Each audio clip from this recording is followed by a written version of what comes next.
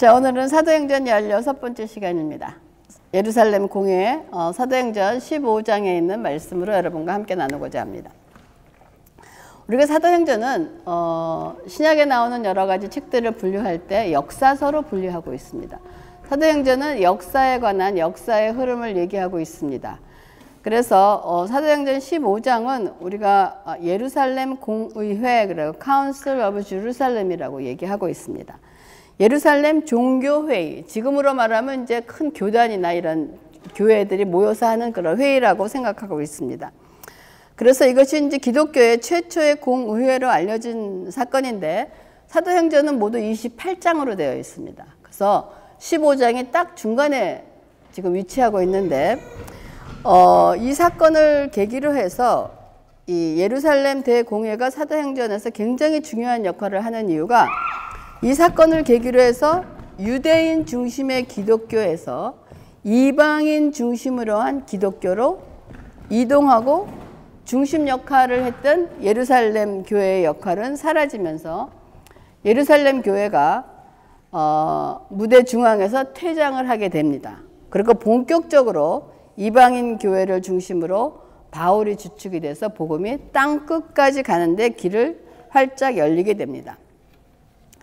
이 사도행전 15장에 나오는 예루살렘 공회는 AD 49년경에 열린 것으로 알려지는데, 이때 회의의 안건의 쟁점은 이방인을 기독교인으로 받아들이느냐 아니냐가 문제가 아니라, 교회에서 이방인을 받았을 때 율법과 연관해서 어떤 기준을 요구할 것인가 하는 문제로 가장 큰 기준이 할례의 문제가 있었던 것입니다.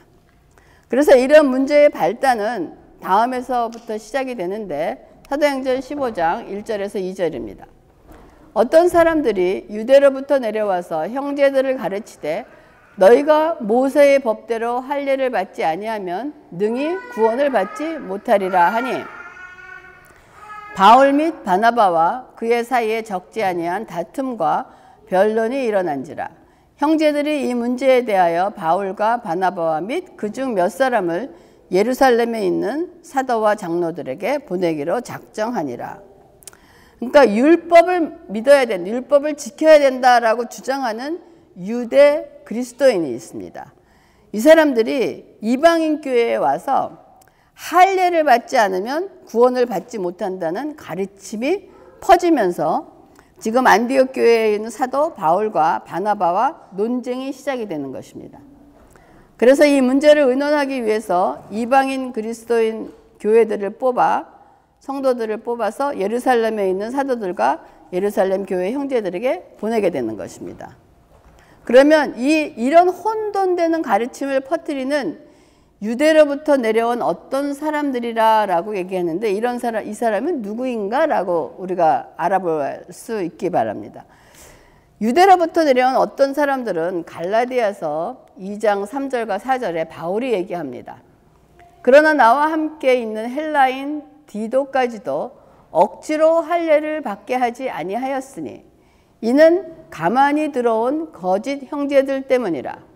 그들이 가만히 들어온 것은 그리스도 예수 안에서 우리가 가진 자유를 엿보고 우리를 종으로 삼고자 함이로되 라고 말하는 것처럼, 갈라디아에서 언급한 내용으로 보면 이런 혼돈된 가르침을 퍼뜨리는 유대로부터 내려온 사람이 누구냐? 거짓 형제들이라 라고 얘기를 하고 있습니다. 그래서 이렇게 바울에 의하면 거짓 형제들이 들어와서 거짓 복음을 전하고 있다는 거예요. 그러니까 기독교 내용을 살짝 왜곡하는 것입니다. 사람들 살짝 왜곡해서 사람들을 혼미케 하고 교회를 분열시키는 그룹의 사람들이 생긴 거예요. 근데 이들은 대단한 열심을 가지고 있는 것이 특징이라면 특징이라고 그랬습니다. 오늘날에도 교회 안에 이런 이단들이 많은 거 여러분 알 수 있을 것입니다. 이들의 주장은 메시아로 오신 예수님이 하신 일을 통해 이방인도, 우리들도 유대인처럼 하나님의 자녀가 되는 길이 열렸다는 사실에 동의를 합니다. 여기까지는 똑같아요.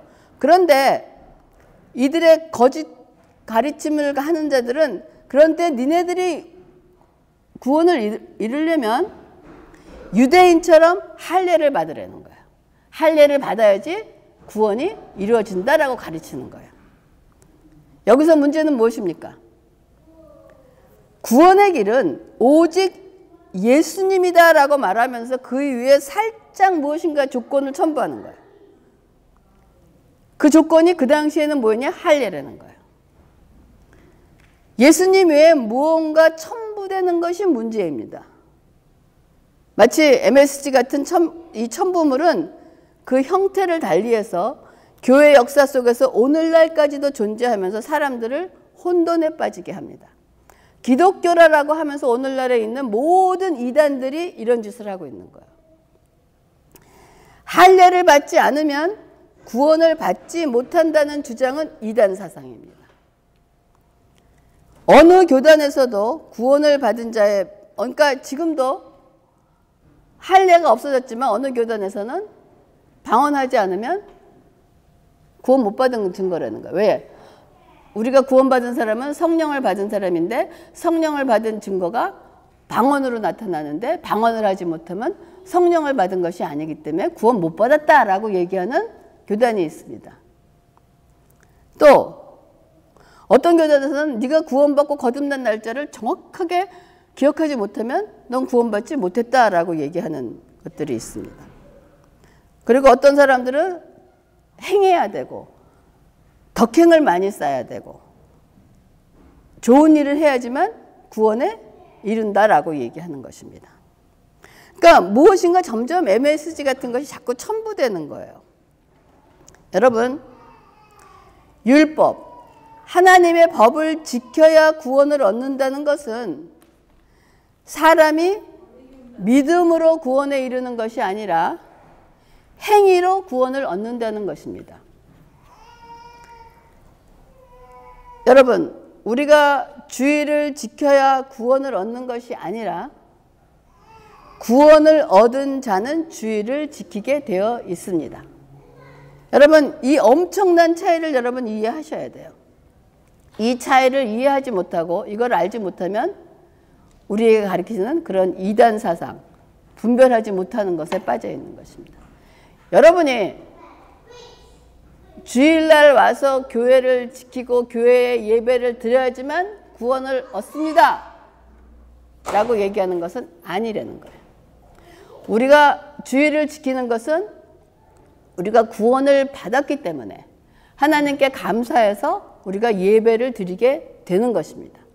그렇기 때문에 예배가 구원의 조건이 되지 않는다는 거예요. 예배는 구원받은 사람들에 나오는 결과적으로 나오는 우리의 결과물이지 그것이 예배가 구원의 조건이 되는 것이 아니라는 것입니다. 이것은 엄청난 차이입니다. 그래서 15장 24절에 들은즉 우리 가운데서 어떤 사람들이 우리의 지시도 없이 나가서 말로 너희들을 괴롭게 하고 마음을 혼란하게 한다. 누가 나가서 가리켰는데 예루살렘 그 교회에서 얘기하는 거, 어떤 사람이 우리가 지시한 것도 아닌데 나가서 이런 말로 너희들을 괴롭게 하고 마음을 혼란케 한다는 거예요. 그러니까 이런 가르침을 퍼뜨린 사람은 예루살렘 교회에 속한 유대교 그리스도인이 아닌 유대인들이라는 거예요. 그러나 문제는 아직 분별력을 가지지 못한 그 성숙되지 못한 아직 어린이와 같은 그리스도인들은 이런 새로운 말을 들으면 요동을 합니다. 지금도 그래요. 마치 새로운 놀라운 지식을 얻은 것처럼 기뻐하고 그것을 따르는 사람이 많이 있다는 것입니다. 그리하여 교회는 분란이 생기고 분열로 이어지기도 한다는 거예요. 그러면 바울과 바나바가 이들과 크게 대립한 이유가 뭐냐? 만약 이들이 바울과 바나바가 그 거짓 선생들이 얘기하는 것을 주장하는 것을 받아들이면 기독교 진리를 포기해야 되는 거예요. 그럼 어떤 기독교 진리를 포기해야 되느냐? 여러분, 기독교는 오직 십자가에서 죽으신 그리스도만을 통해서 구원에 이른다는 진리를 포기해야 된다는 거예요. 우리의 구원의 조건은 오직 예수 그리스도의 십자가뿐입니다. 그거를 믿는 거예요. 여러분이 좋은 사람이냐, 주의를 잘 지키느냐, 헌금을 많이 하느냐, 이런 것이 아니라는 거예요. 근데 거기에다가 십자가에다가 플러스 뭔가 행위로 구원받는다는 것을 인정하게 된다면 예수 그리스도가 우리를 위해서 십자가에 죽으실 필요가 있습니까? 필요가 없는 거예요. 예수 그리스도의 십자가의 죽음을 허무하게 만드는 거, 아무런 가치가 없게 만들기 때문에 그것을 받아들인다면은 우리의 그리스도의 기독교의 진리를 포기해야 된다는 것입니다. 그리고 이들의 주장에 따르면 할례를 받고 율법대로 살아야 구원에 이를 수 있으므로 우리는 율법대로 살아, 하나님의 법대로 살아야지 구원에 이를 수 있다 하면, 여러분이 예수를 믿고 구원을 받아들이고 영접을 한들 여러분이 지금까지의 삶을 돌아보십시오. 하나님의 법을 다 지켰습니까? 법을 지켜야지 구원을 이룰 수 있는데 우린 죽을 때까지 불안에 떨면서 구원에 대한 확신이 없고 아무도 구원받을 사람은 없다는 것입니다. 우리는 어느 누구도 하나님의 말씀을 100% 다 지키면서 말씀대로 살아갈 수 있는 사람은 이 땅에 아무도 없다는 것입니다. 그러므로 예루살렘 공회가 교회가 공식적인 입장을 채택할 때까지 율법과 그리스도인의 관계는 참으로 어려운 이슈가 되는 거예요. 율법이냐 그리스도이냐. 지금도 여러분 복음과 율법을 완전히 이해하지 못하고 교회 다니는 사람이 굉장히 많이 있습니다.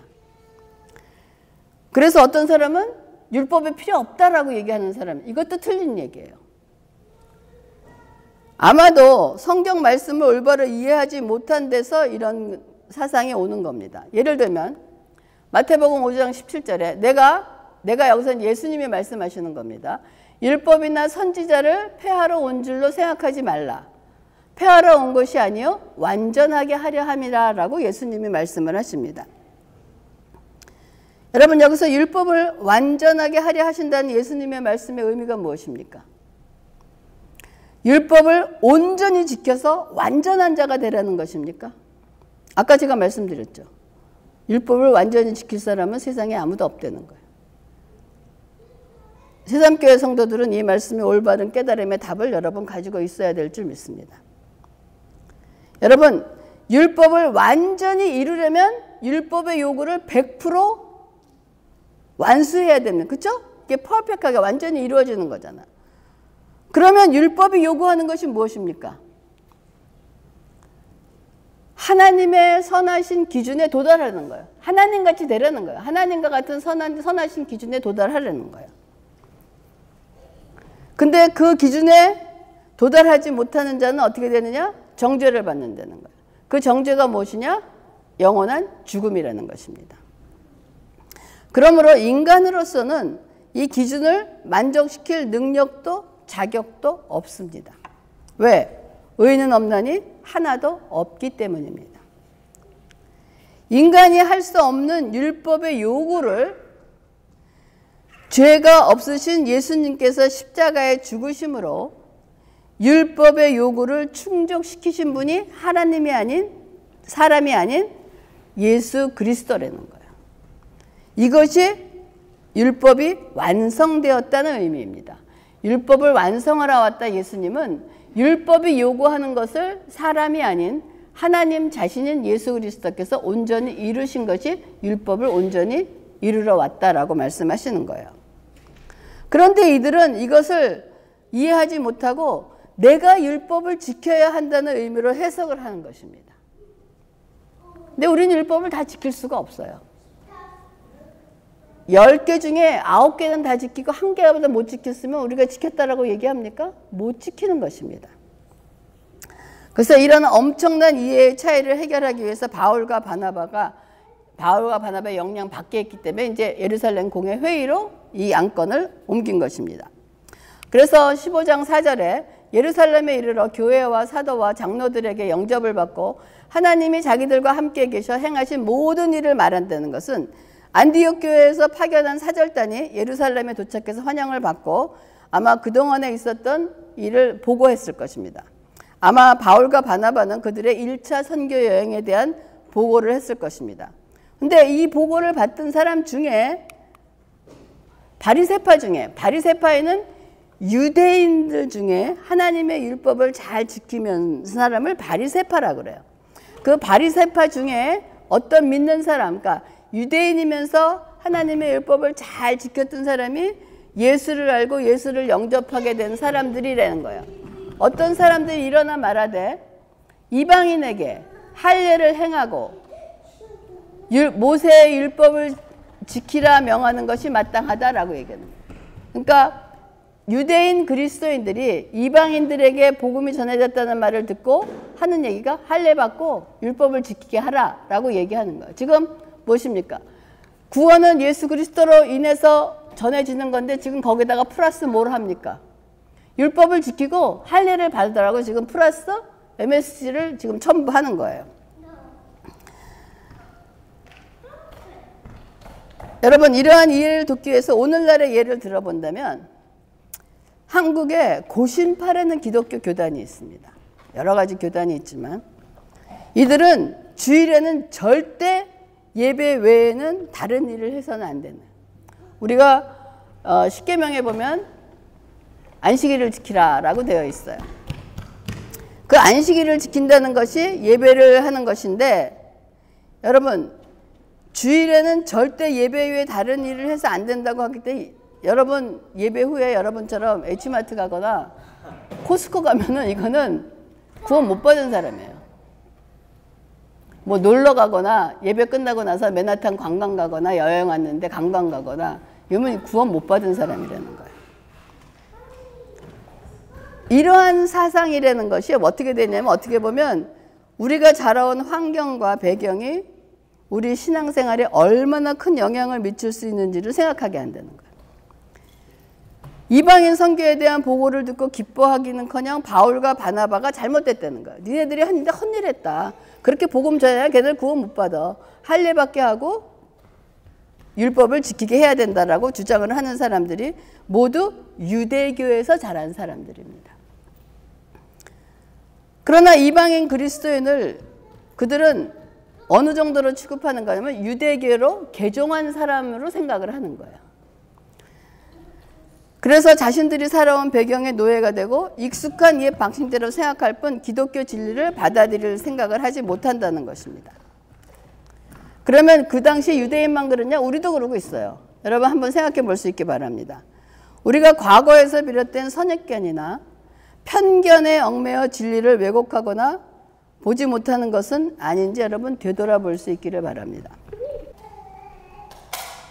그렇기 때문에 이런 사람들은 그렇게 진리를 가르치고 예루살렘 공회에서 이렇게 하라라고 결정을 내려도 이들은 그 결정을 따릅니까? 따르지 않습니까? 안 따라요.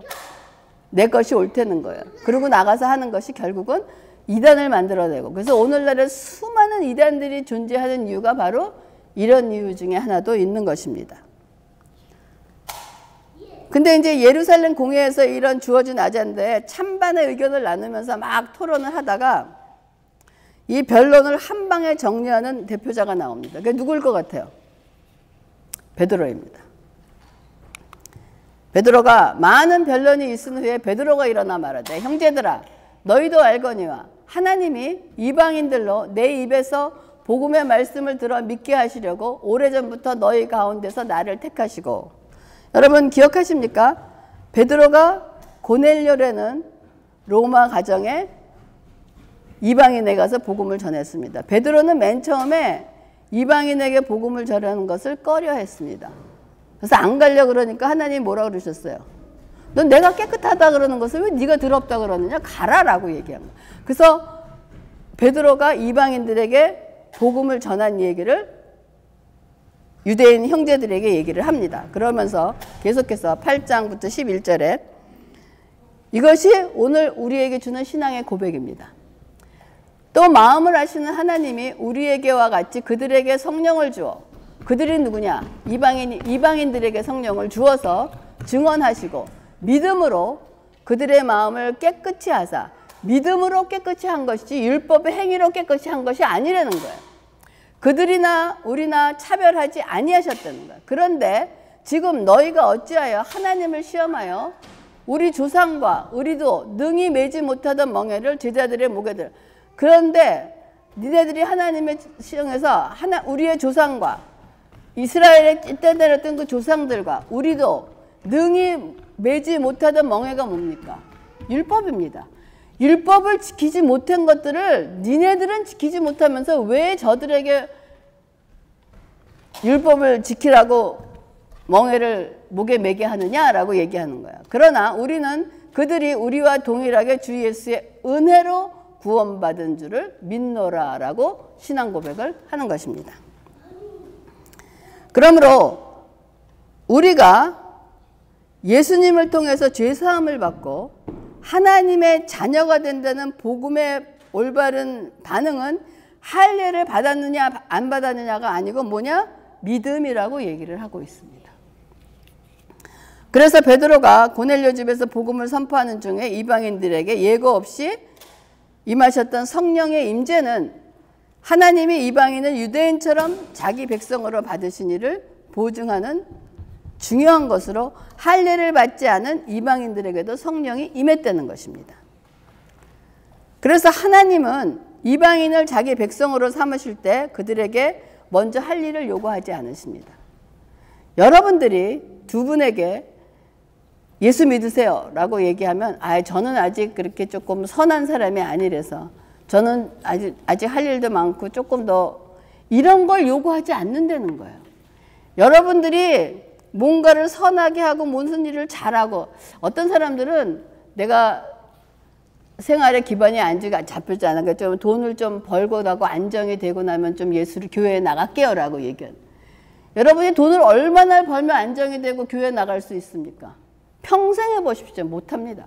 하나님은 그런 걸 요구하지 않으세요. 나의 위치와 나의 상관없이 아까 우리가 찬송 불렀던 거 이때라 나오라는 거예요.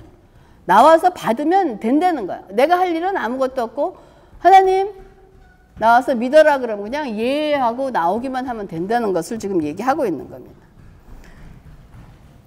그러므로 할례를 받고 율법을 지킴으로써 구원을 얻게 된다는 주장은 설득력이 없다는 것입니다. 그거는 이단 사상인 것입니다. 그러므로 베드로는 유대인들과 그들의 조상도 지키지 못했던 율법의 멍에를 이방인 제자들의 목에 두는 것은 옳지 않다라고 얘기합니다. 그리고 베드로는 마지막으로 아무리 모세 율법을 잘 알고 유대인이 모세 율법을 잘 알고 준수하는 유대인이라도 율법을 통해서 구원을 얻는 것이 아니라 이방인이나 유대인이나 모두 주 예수의 은혜입니다. 은혜로 구원받는 것을 동일하다고 말하면서 그의 변론을 마무리합니다. 두 분이 오늘 기억해야 될 단어가 있다 그러면 하나님의 은혜라는 말씀을 기억할 수 있기를 바랍니다. 여러분이 여기 와서 앉아 있는 것도 하나님의 은혜입니다. 앉고 싶어서 이렇게 맘대로 앉을 수 있는 것도 아니에요. 그래서 하나님의 은혜라는 것을 얘기합니다. 그래서 한때 이방인에게도 구원이 임하는 것에 대해서 부정적인 생각을 가졌던 베드로가 사도행전에서 마지막으로 행한 말씀이 이방인 선교의 정당성을 옹호한다는 사실은 매우 인상적이고 베드로의 신학이 반영된 우리가 신앙 고백이라고 할 수 있습니다.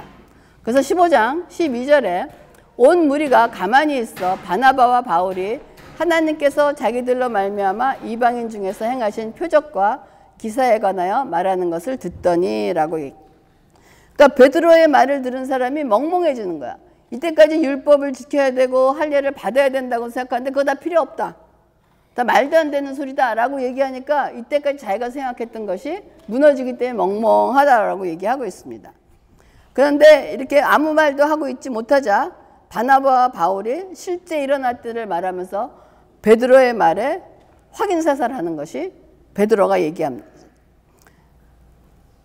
바나바와 바울이 얘기합니다. 그리고 난 다음에 유대인의 대부분인 예루살렘 교회 리더인 예수의 동생 사도 야고보가 나와서 교리를 다음과 같이 정리합니다. 15장 14절 하나님이 처음으로 이방인 중에서 자기 이름을 위할 백성을 취하시려고 그들을 돌보신 것을 시므온이 말했으니 시므온이 누구냐? 베드로를 얘기하는 것입니다.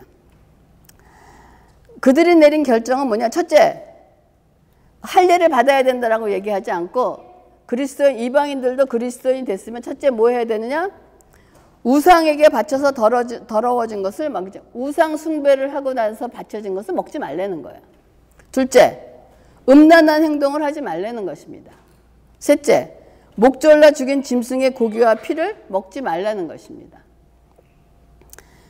야고보가 이방인 성도들에게 이렇게 하고자 내린 지침은 영구적으로 준수해야, 이렇게만 이거를 해야지만 구원을 얻는다는 영구적인 기준보다는 그 당시에 유대인에게도 복음을 전해야 되고 유대인의 그리스도인들이 많아요. 유대인들은 이거를 끔찍히 싫어해요.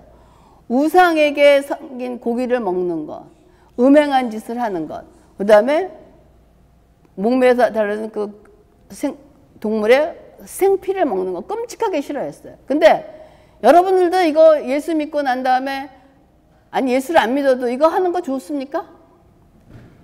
안 좋잖아요. 그러니까 이거는 어떤 구원의 조건보다는 마땅히 우리가 해야 될 일이기 때문에 유대인들도 그렇고 이방인들에게도 이러한 일을 내리는 것은 율법에 대해서 어떤 거부 반응을 일으키지 않게 되는 것입니다.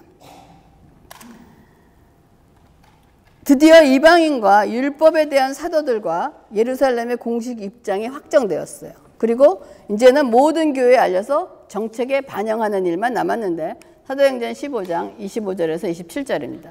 사람을 택하여 우리 주 예수 그리스도의 이름을 위하여 생명을 아끼지 아니하는 자인 우리가 사랑하는 바나바와 바울과 함께 너희에게 보내기를 만장일치로 결정하였노라. 그리하여 유다와 실레를 보내니 그들도 이 일을 말로 전하니라 라고 되어 있습니다.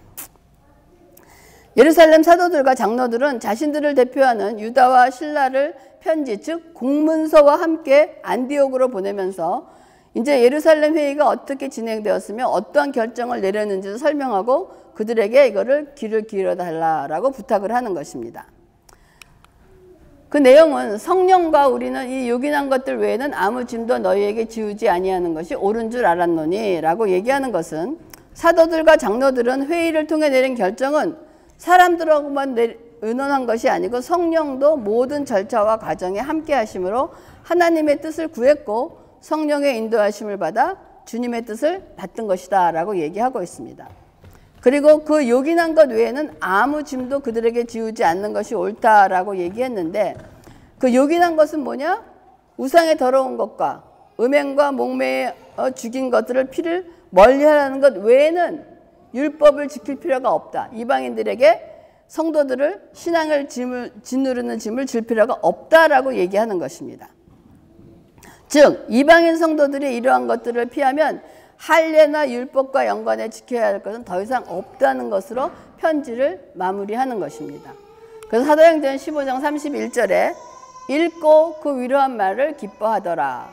그 사도들과 장로들의 편지가 안디옥에 큰 위로가 된 이유는 온 교회가 지난 수년 동안 바울과 바나바를 선교사로 파송해서 이방인들을 전도하고 제자를 삼으면서 할례와 율법을 지킬 것을 요구하지 않는 것이 잘못된 일이 아니며 하나님이 기뻐하시는 일이라는 사실이 드러났기 때문에 이방인 그리스도인이 되려면 먼저 유대교로 개정하지 않아도 된다는 사실이 재차 확인됐기 때문에 참으로 기뻐했다는 것입니다. 그러나 앞으로도 계속해서 이 이슈는 가져옵니다.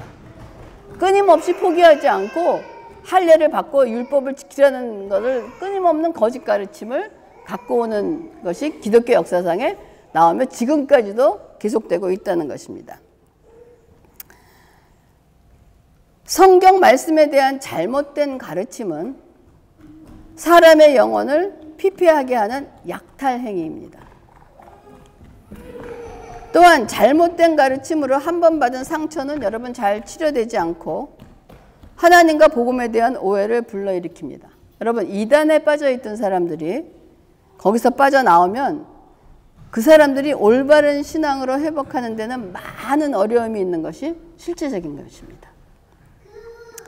그러므로 사역자들은 하나님의 말씀을 성실하게 배우고 정확히 알아서 하나님이 기뻐하시는 진리만 성도들에게 가르쳐야 합니다.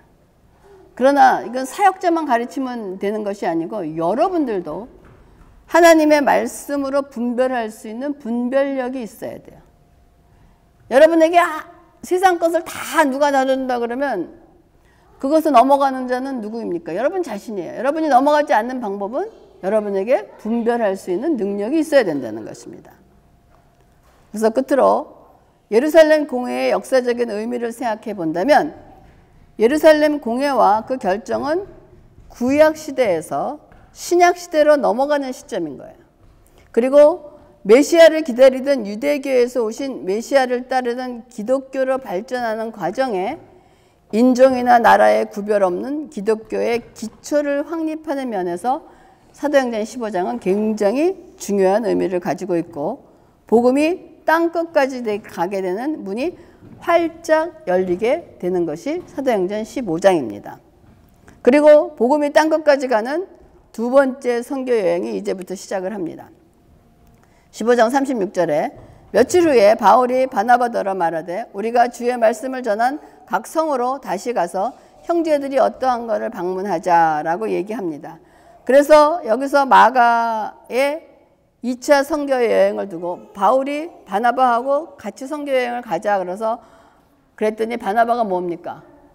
마가를 데리고 가자 그랬더니 1차 여행 때 중간에 돌아왔잖아요. 그랬더니 바울이 절대로 안 된다라고 논쟁을 벌이다가 결국 바울과 바나바가 갈라서게 됩니다.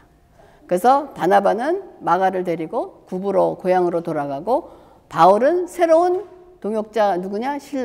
신라와 함께 2차와 3차 여행이 시작되는 것이 그 다음부터 계속되는 사도행전의 기속입니다. 그래서 다음부터는 2차 선교 여행과 3차 선교 여행으로 마무리하는 과정을 걸어 나가겠습니다. 기도하겠습니다.